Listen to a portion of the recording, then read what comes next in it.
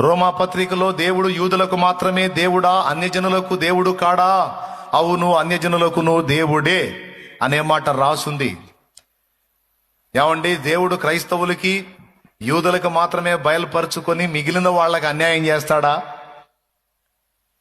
అలా అన్యాయం చేస్తే వాళ్ళందరికీ ఆయనను గూర్చిన సమాచారం లేకుండా చేస్తే ఆయన అన్యాయస్తుడు అవుతాడు కదండి. ఆయన సత్యవంతుడు ఎలా అవుతాడు? అందరినీ ప్రేమించిన వాడు ఎలా అవుతాడు? అందరినీ ప్రేమిస్తే అందరికీ ఆయనను గూర్చిన సమాచారం అందేటట్టు చెయ్యాలి. అది న్యాయం, అది దైవత్వం. కొందరికి, ఒక బజారుకి, ఒక వీధికి, ఒక జిల్లాకి, ఒక గ్రామానికి, ఒక పట్టణానికి, ఒక పల్లెకి, ఒక రాష్ట్రానికి, ఒక దేశానికి మాత్రమే దేవుడా. దేవుడు అనేవాడు ఒక బజారుకి, ఒక జిల్లాకి, ఒక రాష్ట్రానికి, ఒక గ్రామానికి, ఒక దేశానికే దేవుడా? దేవుడు అందరికీ దేవుడు. అన్ని దేశాలకు, అన్ని రాష్ట్రాలకు, అన్ని జిల్లాలకు, అన్ని పట్టణాలకు, అన్ని గ్రామాలకు ఆయన ఒక్కడే దేవుడు.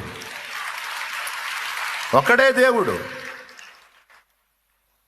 భూగోళం అంటూ ఉంది అంటే భూమికి సూర్యుడు ఒక్కడే. స్తోత్రం.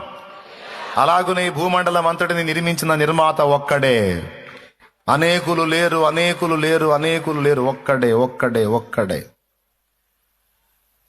ఆ ఒక్కడిని తెలుసుకున్నవాడు, ఆ ఒక్కడిని కలుసుకున్నవాడు, ఆ ఒక్కడిని హత్తుకున్నవాడు, ఆ ఒక్కడిని ముద్దాడినవాడు ధన్యుడు అంటుంది బైబిల్.